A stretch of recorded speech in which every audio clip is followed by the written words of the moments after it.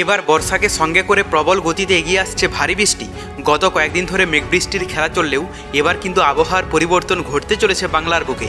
কিন্তু ঠিক কোন এলাকায় আবহাওয়ার পরিবর্তন ঘটবে এবং কোন দিকেই বা ভারী বৃষ্টি হবে তা নিয়ে এই ভিডিওতে আপনাদেরকে বিস্তারিতভাবে জানিয়ে দেব।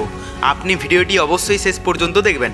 ভিডিওটি ভালো লাগলে একটি লাইক করবেন, আর এইরকমই লেটেস্ট ও হেল্পফুল ভিডিওগুলি সবার প্রথম দেখার জন্য আমাদের চ্যানেলটিকে সাবস্ক্রাইব করে পাশের বেল আইকনটি বাজিয়ে দেবেন। চলুন এক নজরে দেখে নেওয়া যাক। উত্তর পশ্চিম বঙ্গোপসাগর এবং সংলগ্ন পশ্চিমবঙ্গ উত্তর উড়িষ্যা উপকূলে তৈরি হওয়া নিম্নচাপ আরও শক্তি বাড়িয়ে ডিপ্রেশনে পরিণত হয়েছে। এর জেরে দক্ষিণবঙ্গের একাধিক জেলায় ভারী থেকে অতি ভারী বৃষ্টি হচ্ছে। তবে আবহাওয়াবিদরা জানিয়েছে 19 থেকে 24 আগস্ট পর্যন্ত দক্ষিণবঙ্গের বিভিন্ন জেলায় হালকা থেকে মাঝারি বৃষ্টি চলতে পারে। শুধু দক্ষিণবঙ্গ নয়, উত্তরবঙ্গেও আগামী কয়েকদিন বৃষ্টির পূর্বাভাস আছে। দার্জিলিং, কালিম্পং এবং জলপাইগুড়িতে 7 থেকে 11 সেন্টিমিটার পর্যন্ত ভারী বৃষ্টি হতে পারে। ডিপ্রেশনের প্রভাবে উপকূলবর্তী এলাকার আবহাওয়া আরও খারাপ হতে পারে। সেই সঙ্গে উত্তর বঙ্গোপসাগরে ঘন্টায় 40 থেকে 50 কিলোমিটার বেগে ঝড়ো হাওয়া বয়ে যাওয়ার সম্ভাবনা আছে। এই কারণে এই সময়ের মধ্যে উত্তর বঙ্গোপসাগরে মৎস্যজীবীদের সমুদ্রে যেতে নিষেধাজ্ঞা জারি করা হয়েছে। তো এরপর আমরা যদি লাইভে আপডেটটা দেখে নিই, প্রথমে আমরা যদি আজ সকালের দিকে পশ্চিমবঙ্গের দক্ষিণবঙ্গের এলাকাগুলোর কথা বলি, তো এখানে কলকাতা থেকে শুরু করে হাবড়া, হুগলি, ভাটপাড়া, কৃষ্ণনগর, বহরমপুর, মুর্শিদাবাদ, এদিকে বাঁকুড়া, আসানসোল, বর্ধমান, দুর্গাপুর, চন্দ্রকোনা, খড়গপুর, চাকুলিয়া, জামশেদপুর, পুরুলিয়া, মোটামুটি দক্ষিণবঙ্গের সমস্ত এলাকার আবহাওয়া পরিষ্কার দেখতে পাওয়া যাচ্ছে সকালের দিকটাতে। কোথাও সেই রকমভাবে বৃষ্টির সম্ভাবনা নেই। শুধুমাত্র এখানে সমুদ্র উপকূলবর্তী এলাকার মধ্যে হলদিয়া, সাগরদ্বীপ, কাকদ্বীপ এই সমস্ত এলাকাগুলোতে হালকা ইফেক্ট থাকবে। বাদবাকি সমস্ত এলাকা জুড়ে বৃষ্টির সম্ভাবনা নেই বললেই চলে। উত্তরবঙ্গের যদি কথা বলা যায়, দার্জিলিং, কালিম্পং, কার্শিয়ংয়ের আকাশ পরিষ্কারই থাকবে, কিন্তু এখানে জলপাইগুড়ি, আলিপুরদুয়ার, কোচবিহারে হালকা থেকে মাঝারি এবং ভারী বৃষ্টির সম্ভাবনা রয়েছে। বিশেষ প্রভাব থাকতে পারে আলিপুরদুয়ার এবং কোচবিহারে।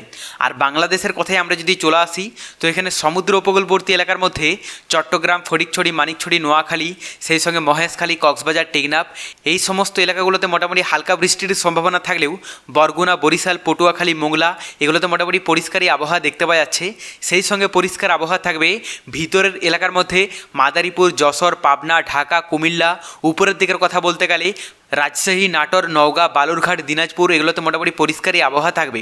কিন্তু যে সমস্ত এলাকাগুলোতে বৃষ্টির সম্ভাবনা রয়েছে তার মধ্যে এখানে সিলেট থেকে শুরু করে সুনামগঞ্জ, ময়মনসিংহ, কিশোরগঞ্জ, মৌলভীবাজার, জামালপুর, গাইবান্ধা, কুড়িগ্রাম, রংপুর এই সমস্ত কয়েকটি এলাকা আছে। এবং উপরের দিকের কথা বলতে গেলে পঞ্চগড়, ঠাকুরগাঁও কিন্তু বৃষ্টির সম্ভাবনা দেখতে পাওয়া যাচ্ছে। এরপর আমরা দুপুরের দিকে আবহাওয়াটাও দেখে নেব। তো দক্ষিণবঙ্গের কথা বলতে গেলে সকালের দিকটাতে সমস্ত এলাকার আবহাওয়া পরিষ্কার থাকলেও দুপুর থেকে বিকেলের মধ্যে গত কয়েকদিনের মতো আজও নিস্তার নেই। মানে মোটামুটি সমস্ত এলাকা জুড়েই বৃষ্টি হবে যা দেখতে পাওয়া যাচ্ছে। মোটামুটি মেঘলা থেকে মেঘাচ্ছন্ন আবহাওয়া থাকবে সমস্ত এলাকা জুড়ে, সেই সঙ্গে বৃষ্টির সম্ভাবনাও দেখতে পাওয়া যাচ্ছে। কলকাতার কাছাকাছি এলাকাগুলোতে বৃষ্টির পরিমাণ একটু বেশি থাকবে, বাদবাকি এলাকা জুড়ে হালকা থেকে মাঝারি বৃষ্টির সম্ভাবনা রয়েছে। তবে যে সমস্ত এলাকাগুলোতে বৃষ্টি হবে না সেগুলোতে মেঘলা থেকে মেঘাচ্ছন্ন আবহাওয়া থাকবে অবশ্যই। উত্তরবঙ্গের কথা বলতে গেলে এখানে দার্জিলিং থেকে শুরু করে কালিম্পং, কার্শিয়ংয়ে হালকা ইফেক্ট দেখতে পাওয়া যাচ্ছে। সেই সঙ্গে জলপাইগুড়ি, আলিপুরদুয়ার, কোচবিহারের আকাশেও কিন্তু বৃষ্টির সম্ভাবনা রয়েছে, যদিও পরিমাণে অনেকটাই কম ইফেক্ট থাকবে জলপাইগুড়ির আকাশের আবহাওয়া। তবে আলিপুরদুয়ার এবং কোচবিহারে সকালের দিকটাতে বৃষ্টির সম্ভাবনা বেশি থাকবে, দুপুর বিকেলের দিকেও কিন্তু পরিমাণে ইফেক্ট পড়বে। বাংলাদেশের কথা বলতে গেলে সমুদ্র উপকূলবর্তী এলাকা এবং ভিতরের এলাকার মধ্যেও বিক্ষিপ্ত এলাকা জুড়ে বৃষ্টি দেখতে পাওয়া যাচ্ছে। তবে এখানে সমুদ্র উপকূলবর্তী এলাকাগুলোতে সকালের দিকটাতে সেরকমভাবে ইফেক্ট না থাকলেও দুপুর বিকেলের দিকে বরগুনা, বরিশাল, পটুয়াখালী, মোংলা থেকে শুরু করে চট্টগ্রাম, ফটিকছড়ি, মানিকছড়ি, নোয়াখালী, ফেনী, মহেশখালী, কক্সবাজার, টেকনাফ এগুলোতে মোটামুটি ভালো ইফেক্ট পড়তে দেখতে পাওয়া যাচ্ছে। ভিতরের এলাকার মধ্যেও খুলনা, যশোর, চুয়াডাঙ্গা, মাদারীপুর, চাঁদপুর, ঢাকা, মানিকগঞ্জ, কুমিল্লা, আগরতলা, কিশোরগঞ্জ মোটামুটি বেশিরভাগ এলাকা জুড়ে বৃষ্টি দেখতে পাওয়া যাচ্ছে। তবে তার মধ্যেও কিছু এলাকা আছে যেগুলোতে পরিষ্কার আবহাওয়া থাকবে। এখানে সিলেটের কাছাকাছি এলাকা, সেই সঙ্গে মৌলভীবাজার, ময়মনসিংহ, জামালপুর।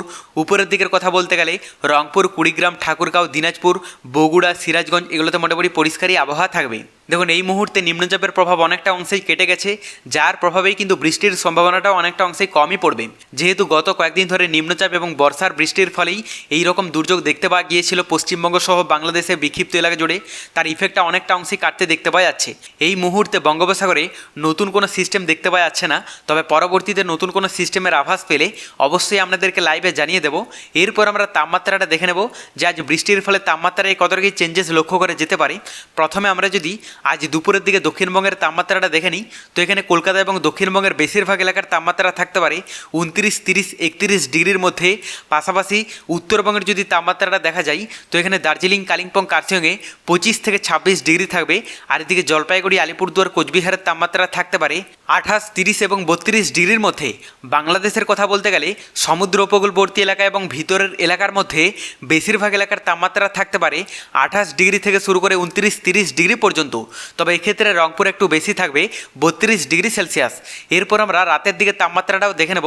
তো দক্ষিণবঙ্গের কথা বলতে গেলে কলকাতা এবং দক্ষিণবঙ্গের বেশিরভাগ এলাকার তাপমাত্রা থাকতে পারে 26 ডিগ্রি থেকে শুরু করে 27, 28 ডিগ্রি পর্যন্ত।